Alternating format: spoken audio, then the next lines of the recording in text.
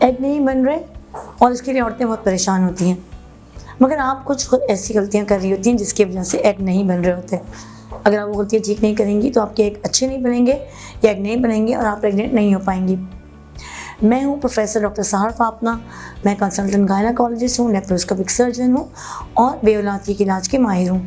मैं अल्तमत general hospital में प्रैक्टिस करती हूँ Monday to Friday 1 to 4 PM और सैटरडे 6 to 8 PM। एग ना बनने से क्या होता है? अगर आप अनमैरिड हैं तो आपकी पीरियड सही नहीं आते, इरेगुलर होते हैं या आपका वेट गेन हो रहा होता है क्योंकि आपके हार्मोन्स ख़राब होते हैं। और अगर आप शादीशुदा हैं तो आपके बच्चे नहीं हो रहे होते या डिफेक्टेड एग बनने से बच्चा ज़ाया हो जाता है। लेकिन बहुत सी जगहों पे गलतियाँ आपकी खुद होती हैं। फिर सबसे बड़ी गलती आप ये करती हैं कि आप देर से सोती हैं और सुबह फिर अर्ली मॉर्निंग उठ जाती हैं, या फिर आप दिन की रोशनी में सोती रहती हैं और रात में जागती हैं। नींद अगर प्रॉपर ना हो या फिर नींद रात के अंधेरे में ना हो और दिन की रोशनी में ज़्यादा हम नींद दे रहे हों, या रात को जल्दी ना सोएं और सुबह जल्दी उठ जाएं, इससे आपकी बॉडी फटीग का शिकार होती है, आपके हार्मोन्स ख़राब होते हैं, कोर्टिसोल हार्मोन ख़राब होता है और ये आपके एग्स को नहीं बनने देता। दूसरी गलती आप ये करती हैं कि आप अपनी डाइट को कंप्रोमाइज़ करती हैं। मैं पेशेंट से हमेशा ये कहती हूँ कि सबसे पहली प्रायोरिटी आपकी ग़िज़ा है, क्योंकि ग़िज़ा ही आपकी दवा है। तो ऐसी डाइट लें जो आपकी वेलबींग को अच्छा करें और आपके एग अच्छे बनाएं। यानी आप हाई प्रोटीन डाइट लें, जैसे मुर्गी, मछली और अंडा और नॉर्मल गोश्त शामिल है। इसके अलावा आप फ्रूट्स बहुत ज़्यादा लें, आप वेजिटेबल्स का इस्तेमाल बहुत ज़्यादा करें और इसके अलावा कुछ चीज़ें जैसे डेयरी प्रोडक्ट्स हो गया, दूध, पनीर, इन चीज़ों का भी इस्तेमाल अच्छा करें। ड्राई फ्रूट्स का इस्तेमाल ज़रूर करें, फ़िश का इस्तेमाल बहुत ज़्यादा करें, ये आपके अंडे अच्छे बनाता है। तीसरी गलती आप ये कर रही होती हैं कि जब आपको बच्चे के इलाज के लिए जाना होता है तो आप अपनी अंडरलाइंग कॉज यानी बीमारी को इग्नोर करके सिर्फ डायरेक्टली डॉक्टर को इंसिस्ट करती हैं कि बच्चा पैदा करने के लिए दवाएं हमें दे दें, हमारे अंडे बनने की दवा दे दें। अगर आपके अंदर कोई प्रॉब्लम है तो जब तक हम उसका इलाज नहीं करेंगे तो वो अंडे नहीं बन पाएंगे। यानी मिसाल के तौर पे अगर आपको पॉलीसिस्टिक ओवरीज है तो इनका इलाज है, इसका कोई इलाज भी शामिल है। हम लेप्रोस्कोपिक ओवेरियन ड्रिलिंग कर देते हैं या लेप्रोस्कोपिक PRP करके आपकी ओवरीज अगर ओल्ड एज में चली गई हैं, ख़राब हो गई, अंडे नहीं बना रही, तो उनको दोबारा से जमा कर देते हैं। तो वो एक डेली 1 डे का प्रोसीजर है, डे केयर, और उसके बाद हम आगे प्रेगनेंसी की दवाएँ ले सकती हैं।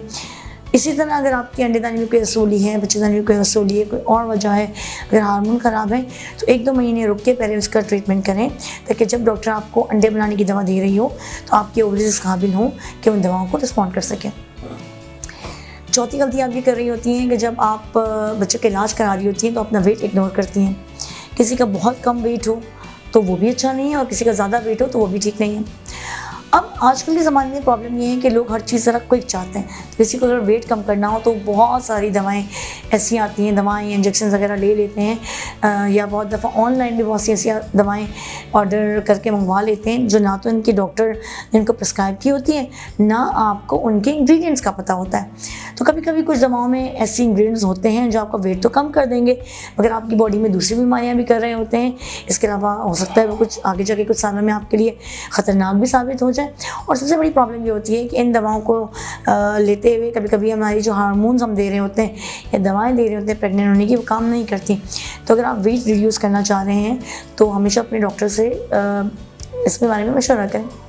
फिर रिडक्शन के बहुत से और तरीके भी हो सकते हैं, जैसे अगर आप फ्री ऑफ साइड इफेक्ट्स कुछ कराना चाहें तो हम लेज़र ट्रीटमेंट करते हैं, उससे बॉडी फैट की रिडक्शन भी कर देते हैं और इसके अलावा जहाँ जहाँ स्किन लूज हो जाती है उसको टाइट भी कर देते हैं।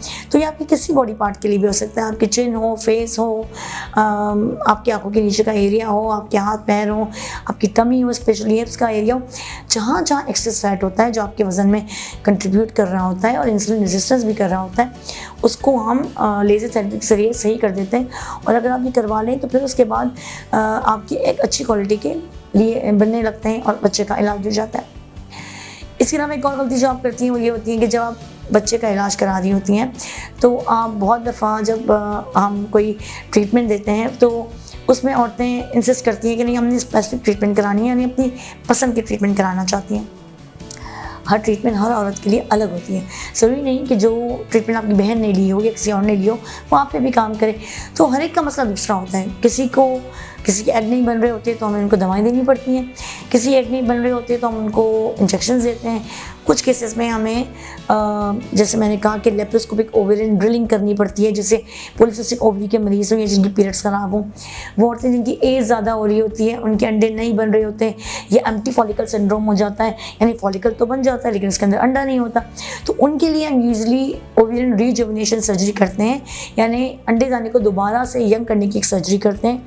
ये भी एक डे केयर सर्जरी है, लेप्रोस्कोपी से होती है, पेट में आपके बहुत छोटा सा कट आता है और इसके ज़रिए हम आपकी ओवरी को दोबारा जवान कर देते हैं, जिसके बाद अगर हम दवाएं दें तो प्रेग्नेंट होने के चांसेस बहुत ज़्यादा बढ़ जाते हैं। फिर कुछ केसेस में अगर आपके अंडे अच्छे नहीं बन रहे होते तो हम IUI कराते हैं। अगर अंडे नहीं बन रहे तो बजाय इस डिप्रेशन में जाने की कि मेरे अंडे नहीं बन रहे, मैं क्या करूँ, कंसंट्रेट करें अपने वज़न पे, वज़न को नॉर्मल रखें, देखें कि जो आप डाइट ले रही हैं वो हेल्दी डाइट की क्राइटेरिया में आ रही है कि नहीं। अपने आप को सबसे पहले स्ट्रेस फ्री करें, जल्दी सोएं, सुबह जल्दी उठें, एक्सरसाइजेस करें, कुछ नहीं कर सकती तो वॉक ज़रूर करें। घर में आप कोई इस तरह के गेम खेल सकती हैं जैसे बैडमिंटन या कोई भी ऐसी चीज़ जो आपकी फिजिकल एक्टिविटी को बढ़ाएं, स्ट्रेस फ्री रहें, और जिस चीज़ की आपको प्रॉब्लम है उसको ज़रूर वर्कअप करें, यानी ब्लड टेस्ट में हार्मोन ज़रूर कराएं, FSH, LH, TSH, प्रोलैक्टिन, ये हार्मोन चेक कराना ज़रूरी है। शुगर अपनी चेक कराएं, ब्लड प्रेशर चेक कराएं, अगर ये सब नॉर्मल है तो अपना अल्ट्रासाउंड अब्डोमिनल पेल्विस कराएं, अपनी ट्यूब के टेस्ट भी करा के देखेंगे ट्यूब नॉर्मल है कि नहीं।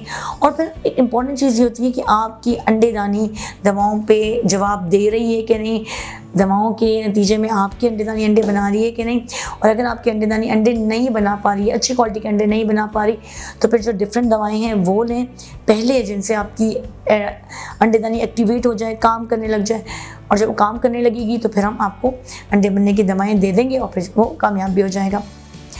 अगर आपको बेऔलादी का कोई भी मसला है, बच्चे ज़ाया हो रहे हैं, बच्चे नहीं ठहर रहे हैं, या बच्चा वक्त से पहले पैदा हो जाता है, तो आप मुझसे कांटेक्ट कर सकते हैं। मैं इस चीज़ की स्पेशलिस्ट हूँ ताकि हम आपकी इस मामले में हेल्प कर सकें।